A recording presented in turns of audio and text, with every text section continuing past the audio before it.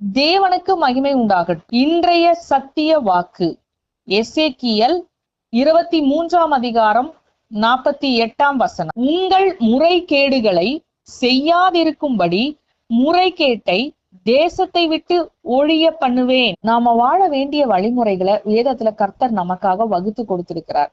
அதை விட்டு நாம செய்யற ஒவ்வொரு தவறான செயலும் கர்த்தருக்கு அருவருப்பும் முறைகேடான செயலுமா இருக்குது.